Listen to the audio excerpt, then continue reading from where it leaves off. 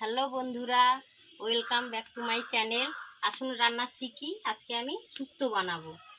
তাই আগে আমি 5 ফোড়ন আর গোটা জিরে এটা ভেজে নেব, দিয়ে এটা শিলনোড়ার মধ্যে এটা গুঁড়ো করব।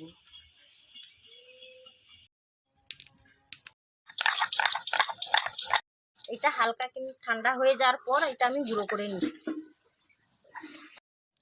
প্রথমে আমি বড়িগুলো তেলের মধ্যে ভেজে নেব, এরপর আমি উচ্ছেগুলো লাল করে ভেজে নেব।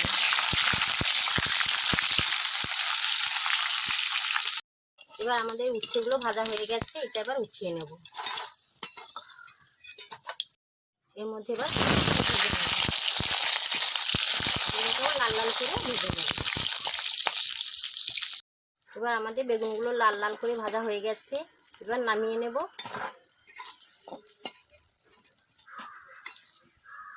এবার তেলের মধ্যে দিয়ে দেবো শুকনো লঙ্কা, 5 ফোড়ন, তেজপাতা, মধ্যে সবজিগুলো এবার দিয়ে দেবো। এটার মধ্যে রয়েছে কাঁচকলা, আলু আর সজনের ডাঁটা। এর মধ্যে দিয়ে দেবো সামান্য হলুদের গুঁড়ো দেওয়ার পর এবার আদা বাটা দিয়ে দেবো। এর মধ্যে দিয়ে দেবো পরিমাণ মতো নুন, এটা কিছুক্ষণ নাড়তে থাকবো 5 মিনিট।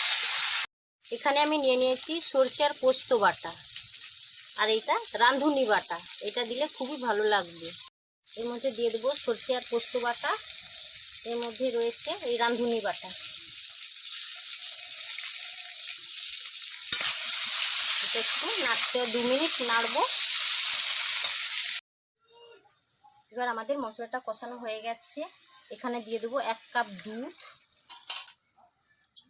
আর এই 1 কাপ আর 1 কাপ জল দিয়ে 5 মিনিট ফুটবে। এখানে দিয়ে দেবো স্বাদ মতো চিনি।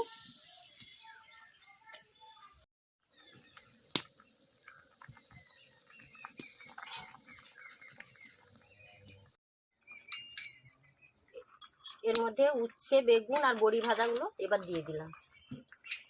এর মধ্যে এবার একটু ভালো করে নাড়াচাড়া করে এটা 2 মিনিট ফুটবে, তারপর নামিয়ে দেব। এবার নামিয়ে নিয়েছি। এর মধ্যে এবার দিয়ে দেবো ভাজা মশলার গুঁড়ো। এবার উপর থেকে আমি ঘি দিয়ে দেবো। আমাদের শুক্তো রান্না কমপ্লিট।